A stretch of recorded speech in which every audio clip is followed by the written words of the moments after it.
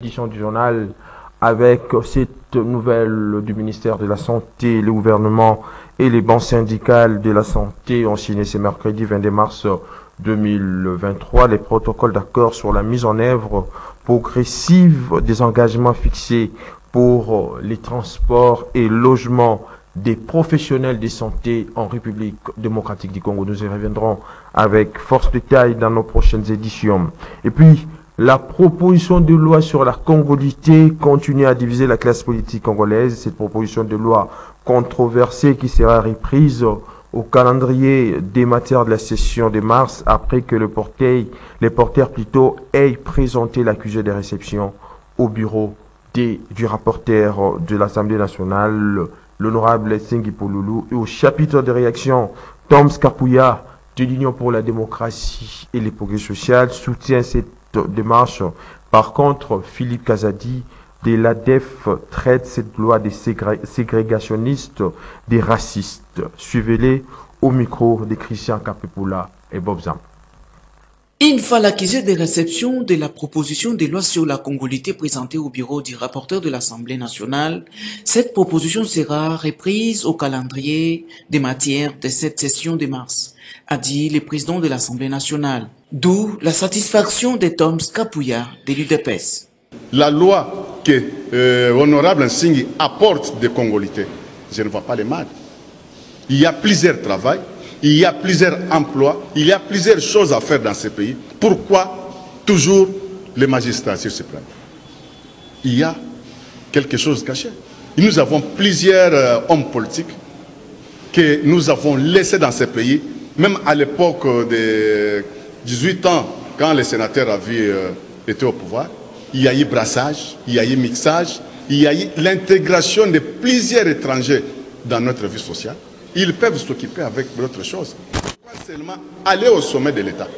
Et nous avons peur aujourd'hui que notre pays ne soit pas balkanisé. Nous voulons une personne connue et on connaît là où il habite, ses parents, sa maman, son papa et sa vie s'est passée.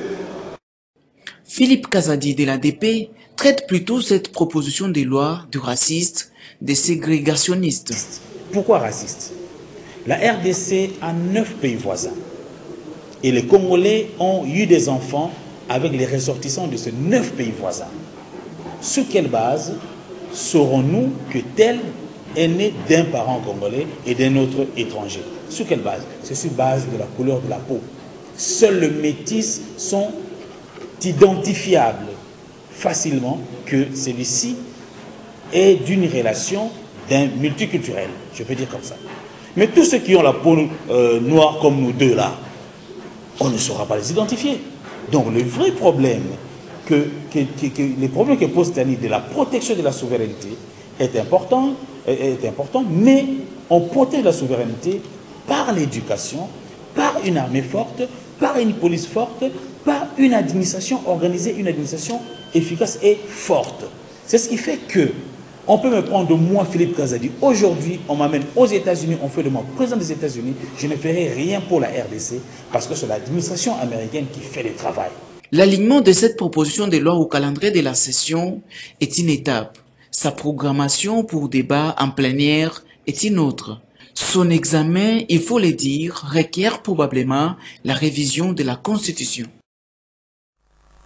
Réagissant à la déclaration de la présidente tanzanienne, une déclaration selon laquelle la force régionale ne combattra pas le 1-23 à l'est de la République démocratique du Congo, Prince Epenge, président du parti ADD Congo, attire donc l'attention du gouvernement de la République démocratique du Congo du danger qui court le pays si on n'y prend pas garde. Avec cette force de l'EAC, ainsi invite-t-il le gouvernement de la République démocratique du Congo à compter sur la force nationale qui est le FARDC et non la force régionale pour la restauration de la paix à l'est de la République démocratique du Congo. Prince Epenge, président de l'ADD Congo, a été joint ici au téléphone par Maxime Makabou.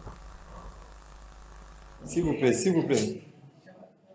Les affirmations de la présidente de la Tanzanie, Samia, selon lequel la force régionale de l'EAC n'est pas au Congo pour combattre les M23 ont choqué les Congolais et sont perçus comme la deuxième phase de la trahison du peuple par les régimes issus du compromis à l'africaine.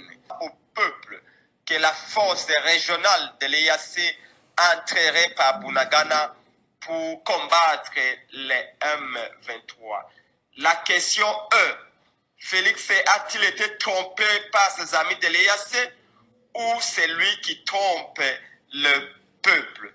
Est-il normal dès lors qu'un leader digne de ce nom, à un niveau de responsabilité publique aussi élevé, puisse autoriser pour donner l'entrée dans son pays à 5 armées étrangères sans se soucier de maîtriser la nature de leur mission?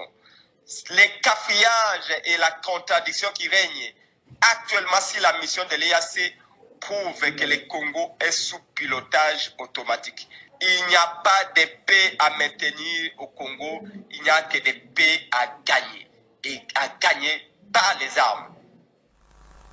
Célébration ce mercredi 22 mars 2023 de la journée internationale de l'eau, une journée qui vise donc à attirer l'attention sur l'importance de l'eau douce et plaider pour la gestion durable de cette ressource naturelle en République démocratique du Congo. En dépit de ses potentialités en ressources en eau, le pays accuse plutôt le problème d'approvisionnement de sa population. À ce sujet, Junior Bolafa et Myriam Mouketa ont interrogé les Quinois à cet effet. Suivez. L'eau est vitale pour diverses fonctions du corps, circulation sanguine, respiration, nutrition des cellules, élimination des déchets de notre corps. La journée mondiale de l'eau a lieu chaque 22 mars afin d'attirer l'attention sur l'importance de l'eau douce et de plaider pour la gestion durable de cette ressource naturelle. Il s'agit d'agir pour lutter contre la crise mondiale de l'eau en appui à l'objectif de développement durable ODD 6, eau et assainissement. L'UNESCO voudrait ainsi rappeler combien l'eau, dans les cycles planétaires, séjoue en permanence de frontières. Séjoue en permanence des frontières humaines. L'eau, un bien vital et commun de l'humanité. Cependant, la RDC, en dépit de potentialités en ressources en eau, le pays accuse des problèmes d'approvisionnement de sa population. Pays de paradoxe, avec plus de 50% d'eau douce d'Afrique, le pays peine à relever un défi majeur dans les secteurs de l'eau, celui d'augmenter le faible taux d'accès de l'eau potable de sa population. De l'eau potable, mais il faut que les Congolais réfléchissent, il faut que vous devez aller à la régie des eaux. Tirer la régie des eaux, vous aurez. Est-ce que la population quinoise, il n'y a que la population quinoise qui a droit à l'eau potable ou tous les Congolais ont droit à l'eau potable? Vous allez à l'intérieur, dans les provinces, ils utilisent de l'eau des ressources. Ça va. Mais ailleurs, est-ce que vous êtes obligé, la régie des eaux n'est que pour Kinshasa? Selon la logique, est-ce que la régie des eaux n'est que pour Kinshasa ou bien c'est pour toute la République? Même dans les fermes, les villages, les villes, c'est ça, il faut voir un peu plus loin le développement du pays. Dans certains pays d'Afrique, ou d'ailleurs, ne sont pas approvisionnés en eau comme chez nous. Il y a des pays désertiques. Mais si on peut quand même essayer de constater, on va voir que ces pays désertiques, là, ils ont de l'eau. Mais comment ces gens peuvent avoir de l'eau et que nous ne pouvons pas avoir de l'eau? C'est un problème de la volonté qui est exprimé. Ils ont compris qu'ils avaient besoin de l'eau. Ils ont mis le mécanisme qu'il faut. Vous comprenez? Dans le cas où nous n'avons pas tous les moyens, il faut peut-être faire recours à la coopération internationale, la coopération technique internationale, des experts internationaux. Ils pourront nous amener les capacités de leur expérience, comment ils sont arrivés à approvisionner en tout cas leur pays en eau potable. Si Kinshasa éprouve des difficultés d'accès à l'eau potable, la situation dans les provinces demeure préoccupante. Pour pallier cette pénurie, plusieurs ouvrages sont mis en œuvre dans les forages ou les bornes fontaines. Écho du mouvement de libération du Congo, à présent, le secrétaire national du mouvement de libération du Congo et président de la Ligue des jeunes de cette formation politique chère à Jean-Pierre Bemba Gombo, Fédération Équateur 1, le docteur Dan Bomboko, revient d'un séjour en Mbandaka où il a effectué une itinérance auprès de la base du parti cher au chairman du mouvement de libération du Congo, Jean-Pierre Bemba Gombo, et en marge de la journée internationale de la femme, Dan Bomboko a organisé une marche pacifique pour la restauration de la paix à l'est de la République démocratique du Congo avec les mamans du chef-lieu de la province de l'Équateur, Jean-Romain Smokol.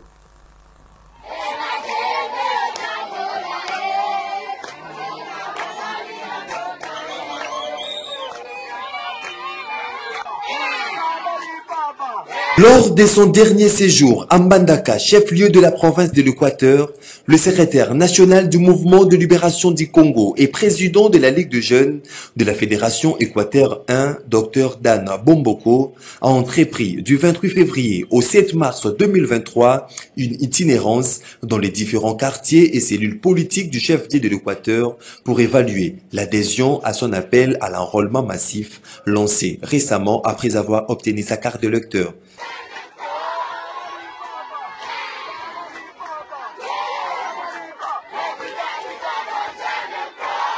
À cette occasion, Dr Dan Bomboko a procédé à la distribution de pagnes aux femmes venues à sa rencontre, c'est là en prévision de la Journée internationale de la femme. Et le 8 mars 2023, la Ligue de jeunes du MLC a organisé en partenariat avec la Fondation Justin-Marie Bomboko une marche pacifique pour réclamer les retours de la paix à l'est de la RDC. C'était dans le cadre de la célébration de la Journée internationale des droits de la femme. Parti du siège de la Ligue de jeunes du MLC situé non loin du grand marché de Mbandaka, Dr Dan Bomboko et les femmes du chef-lieu de l'Équateur ont pris d'assaut les différents acteurs de la ville en passant par les avenues Itela, Révolution, Ipeco, Bonsomi avant d'arriver au site de la Braliment, le point de chute de la marche.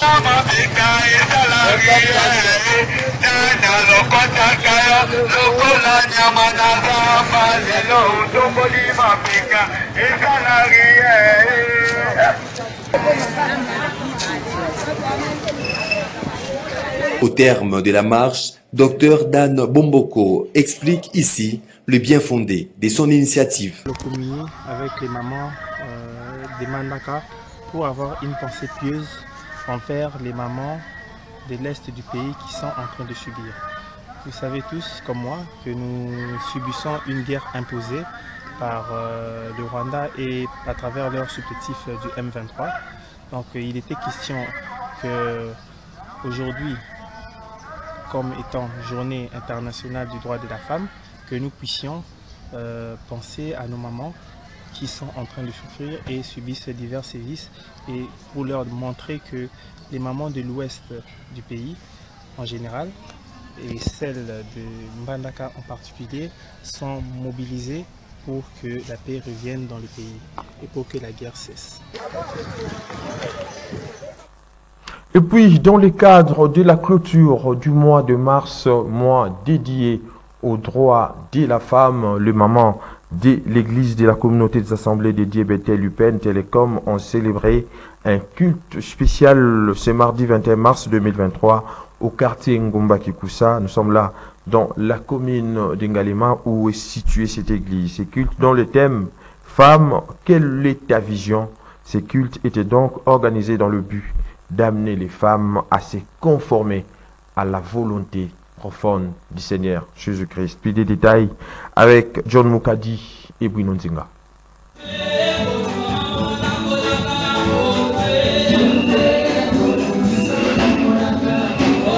Femme, quelle est ta vision? C'est sur ce thème que ce culte spécial des femmes a eu lieu, clôturant ainsi les activités du mois dédiées aux droits de la femme à l'église de la communauté des assemblées de Dieu IPEN Télécom que dirige le pasteur Quentin Pindi.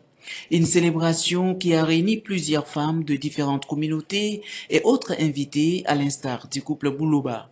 Après louange et adoration, c'était la présentation des invités sous des cris de joie et acclamations faites par la modératrice Mamatidor Mumbali. Ensuite, c'était les moments les plus attendus, celui du partage de la parole de Dieu. L'oratrice du jour, Dr Nanoum Dambi, s'est servie du livre des Proverbes chapitre 31 verset 16 pour expliciter à l'assistance l'objectif et la mission de la femme dans la sagesse de Dieu. Une femme doit travailler sa vision pour être utile envers soi-même, envers son mari, ses enfants et toute la communauté, a-t-elle dit. Femme, quelle est ta vision? Nous avons expliqué au peuple des dieux que nous devons travailler par rapport à la vision que Dieu a envers la femme. Nous avons pris le livre de Proverbes 31 à partir du verset 12 où le Seigneur parle à travers une femme haut placée à qui il a donné la vision de la femme. La femme qui a plusieurs casquettes. Dans ce texte, nous avons compris beaucoup de choses. Là où on peut dire que la femme doit d'abord travailler sur sa personne. Lorsqu'elle travaille sur sa personne, c'est à ce moment-là qu'elle sera donnée quelque chose. Elle va se rendre utile à son mari, à ses enfants et aussi à son entourage. Et après avoir travaillé sur elle, c'est en ce moment-là qu'elle pourra donner quelque chose par rapport à la mission que Dieu lui a donnée, la mission d'aide. Là où elle va conseiller, là où elle va soutenir, là où elle va porter quelque chose dans la vie de son mari. Et pour terminer, elle va travailler sur ses enfants. Parce que Lemuel, c'était un prince. Lemuel veut dire attaché à Dieu, veut dire garder pour Dieu, veut dire pour Dieu. Donc des enfants, malgré tout ce qu'on va faire d'eux, des enfants qui seront rapprochés de Dieu, des enfants qui seront pour Dieu.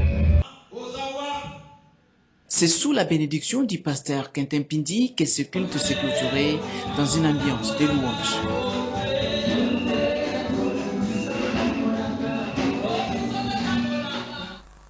Et puis ces cris de détresse des responsables et enseignants du collège John Mabwidi et de l'Institut Kassaï après l'incendie qui a consumé leur bâtiment. En tout cas, ils en appellent à l'intervention des autorités compétentes pour sauver cette institution scolaire. Suivez-les dans ces reportages signés Karine Bébé.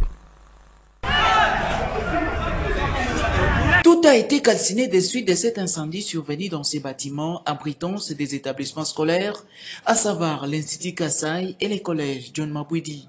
Les matériels didactiques et autres effets importants qui s'y trouvaient sont partis en fumée. Dépourvus des moyens, les responsables et enseignants de ces écoles sinistrées lancent un SOS aux autorités du pays. Nous demandons au chef de l'État, au Premier ministre, à notre ministre de notre sous-secteur, Excellence Tony Mwaba, au ministre provincial, voire même les gouverneurs de la ville, de nous venir en aide face à cette catastrophe. En tout cas, de nous-mêmes, nous ne saurons rien faire. Vu que la jeunesse, c'est l'espoir de demain de notre pays, alors même la fondation Denise Nyakeru Tshisekedi, tous les acteurs de notre pays qui s'impliquent pour nous aider à réhabiliter ces bâtiments. C'est ce que nous pouvons demander, qu'ils viennent en aide à la jeunesse congolaise. Aux autorités compétentes, c'est que les enfants doivent vraiment étudier. Il faudrait juste qu'ils puissent le plus vite possible nous venir en aide, surtout pour tant soit paix, réhabiliter, reconstituer vraiment le bâtiment, de sorte que les enfants qui sont vraiment sous le choc puissent vraiment reprendre les cours normalement. Parce que pour le moment, nous sommes vraiment dans le regret. Vous pouvez le constater, c'est tout qui est parti en fait là. En plein milieu de l'année scolaire, l'aide des autorités du pays plus que sollicitée afin d'éviter la disparition de ces écoles qui ont formé plusieurs personnes, la jeunesse étant l'avenir du pays. Et puis, les carburants vendus par les Kadhafi posent donc des problèmes dans des véhicules en République démocratique du Congo. Les conducteurs des taxis-motos et des taxis-bis se plaignent de la qualité de ces carburants vendus pour les commerçants, communément appelés Kadhafi, qui affectent le moteur de leurs engins. Côté autorité de régulation, on affirme que la plupart du temps, ces carburants est non conforme. Les spécialistes appellent donc les usagers plutôt à la prudence. Doudou Montsiré. Ces vendeurs de carburant rencontrés dans le riz de Kinshasa préfèrent acheter le carburant à la station-service au lieu de le faire auprès des Kadhafi grossistes. Il estime que les carburants vendus à la pompe est de bonne qualité par rapport à celui vendu par les Kadhafi. Essence place na somba on a station Total na nango ni na cha essence na batu beli pe ba préférence somba on pour na somba on a station na bo somba ba débonant pour ba débonant me déranger batu au somba essence mabe eta be bisenga carburateur et on a préféré na somba na essence na Total. La grande quantité de carburant vendu par les Kadhafi est de mauvaise qualité. Il provient soit de l'Angola, soit il est acheté sur place, mais trafiqué par la suite. Certains Kadhafi le mélangent avec des produits chimiques pour augmenter la quantité et se faire plus de bénéfices. Kadhafi musuba kwa ba chimiste. Aosomba produit ake a mélanger na biloko na mususu. Okoya otena mutuka batu et comme problème le problème et puis ils ont léger par rapport à carburant où était comme na station son asomi na assure que ba filtrer kango bien donc na assure au moins on peut kilo par rapport ya o ba oteka mususu. À Mariano, au centre-est de Kinshasa, c'est le principal point de vente en gros du carburant à la sauvette. Ces carburants est envoyé et conservé dans des bidons et des barils en plastique. Aucune mesure de sécurité n'est visible. En dehors des pannes que ces carburants provoqueraient pour les voitures, ils présentent un autre danger pour ceux qui les vendent. Les incendies. Mais le représentant des Kadhafi, lui, ne voit pas les choses de cette manière. Il est sûr de sa qualité.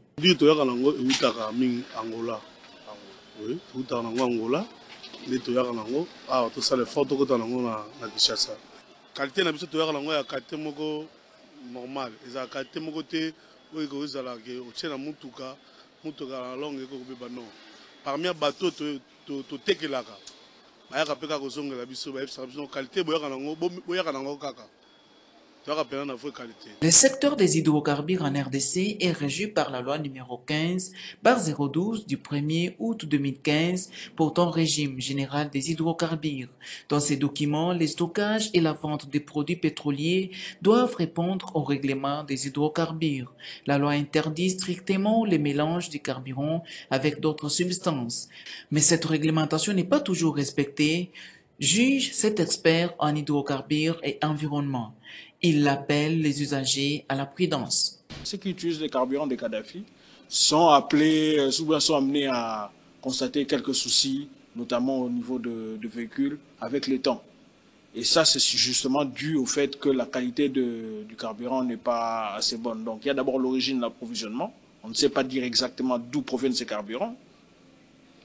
Deuxièmement, la qualité. On ne sait pas dire parce que ce n'est pas certifié. Et c'est des vendeurs qui ne respectent pas la réglementation étatique dans la vente de produits pétroliers. Contacté, le ministère des hydrocarbures n'a pas donné suite à nos sollicitations. En tout état de cause, les autorités ont intérêt à mieux contrôler la qualité du carburant vendu dans les pays pour préserver les véhicules des automobilistes. Rendons-nous dans la commune de Massina pour ces constats amers où les passerelles de Pascal et Bitabe sont devenus des dépotoirs d'immondices, de jeunes désœuvrés, des faits et pissent sans la loi. C'est un constat établi par Junior Bolafa et Myriam plutôt. Construite dans l'objectif de faciliter la traversée du boulevard Lumumba par les piétons et permettre les véhicules de bien rouler et d'éviter les embouteillages sur la chaussée, les passerelles de Massina, Pascal et Bitabe sont curieusement transformées en un dépotoir d'immondices. Elles sont devenues insalubres. Les jeunes désœuvrés appelés Kuluna y passent nuit. Ils y défèquent et pissent sans foi ni loi, comme le dénoncent les riverains. eloko liboso ezani suivi nanu ya leta o batiana no boso na kati ya tsango soko moyeba biloko bakomi koyiba yango parce que suivi eza bien te wana na kati ya tsango parce que au moins na place wana bamiyibi bakoma wana eloko ya mibale ya embouteillage commencement na koza nini mutuka receveur akouta musika ayo kotelema place wana ke place wana tandis que bapekisa yango ke mutu ekotelema wana oyo déjà bapesi biso lokola cadeau toyebisa te kaka bakodi ere nyonso to eza mpe biso mo mpe population mpo tozala suivi ya babiloko wana ata oyo batia na ntiango wana ifo asala suivi ya kobengana bafaser wana bamama na batekaka bakoma osala babusoto place wana kotia baoyo esengeli ke place wana ezosenga place wana mpo eza na kote moko ya makasi gouverneur bazosala bamisala oyo esengeli mpo na bango mais biso mpe population mpo mpe tosungaka bango tolobaka ete bakonza mboka. L'interpellation est donc à deux niveaux. Du côté de la population, elle doit respecter et honorer les ouvrages construits pour l'intérêt communautaire. Les autorités doivent, elles, penser à l'entretien de ces ouvrages. Particulièrement, les autorités habilitées à réguler les secteurs d'assainissement de la ville, appelées à remettre ces endroits propres.